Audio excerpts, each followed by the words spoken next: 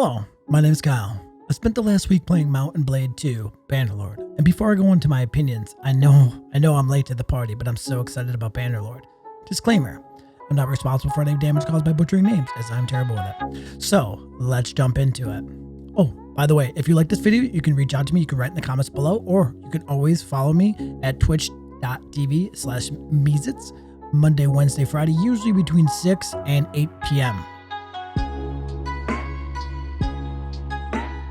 Mount & Blade 2 Bannerlord is an action role-playing game. It's a strategy of an open-world medieval game. It's known from its original Mount & Blade warband. The Calradia Empire has been torn by civil war after Emperor Irenicus died without an heir. Calradia is left with a southern, northern, western empire.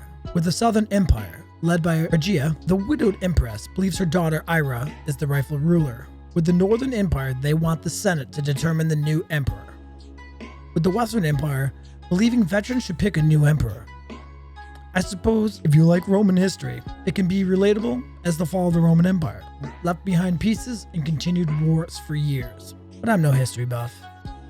You start out on a training field as you get a quest to rebuild your clan after the tutorial, if you choose to do the tutorial. You have nothing, you blast right into the game without any detail on what to do, who to talk to, or how to use half of the menus of the UI. Pretty disappointing. You have to rebuild your clan and reassemble pieces of the banner of what once was from the previous empire. You advance from clan to clan, castle to castle, settlement to settlement, looking for quests to increase your reputation, recruit armies, and to rebuild your banner to destroy or rebuild the empire.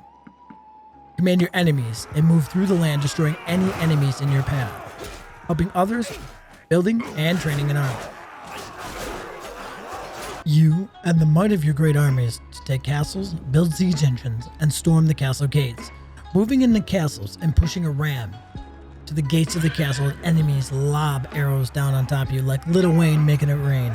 Better grab your umbrellas.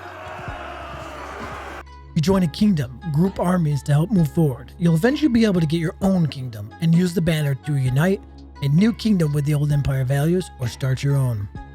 If you like games like Total War, you have an on-field perspective to control your character and your armies at the same time in that manner. You're able to use it to fight in the arenas and win prizes and even bet on yourself. The game is an early release and needs tons and tons of adjusting to balance and to correct things that may or may not be in the game. I've used several mods to fix my issues, which I'll go into in a different video if you want. The game is poorly optimized and uses tons of resources on my computer.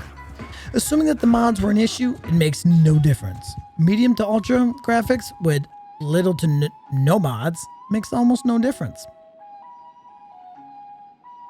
The interactive menu for moving troops on the battlefield is extremely difficult and not transitional. The command menu could be like a radio wheel, similar to they use in consoles. You could have a hold a hotkey and move quickly through that menu.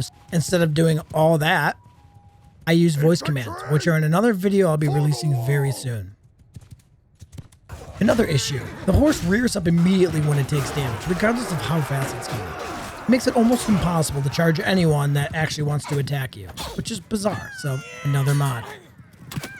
When your clan brings issues to vote, it costs you 50 influence points and another 50 influence points to vote. So, 50 points to just bring the issue to vote, and then another 50 to vote on your issue.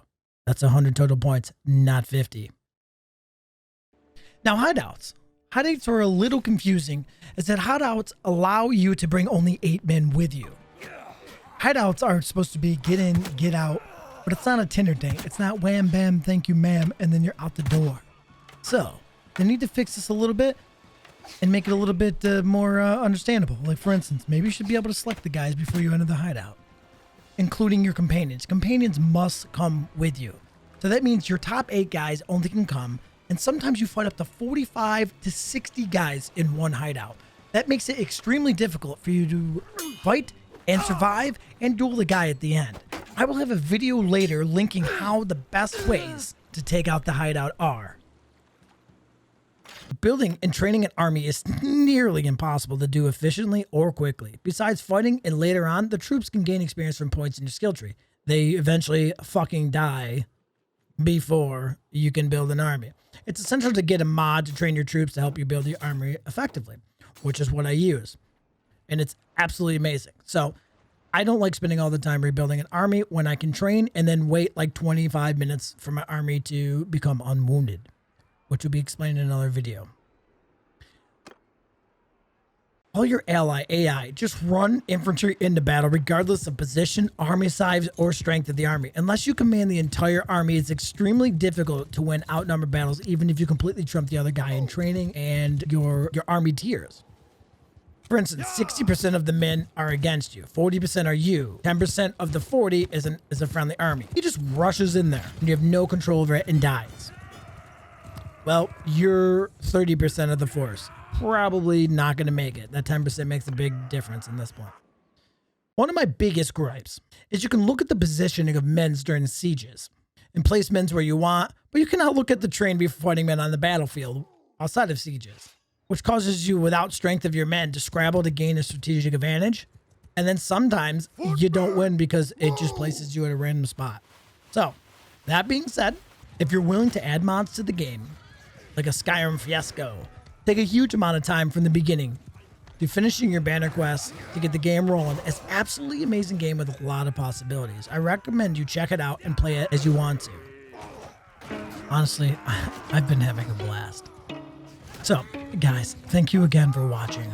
Like and subscribe for future content. And like always, you can reach out to me at twitch.tv/Meezits. I usually stream Monday, Wednesday, Fridays starting at 6 p.m. to 8 p.m. Eastern Standard Time.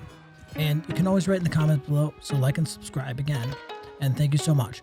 Deuces!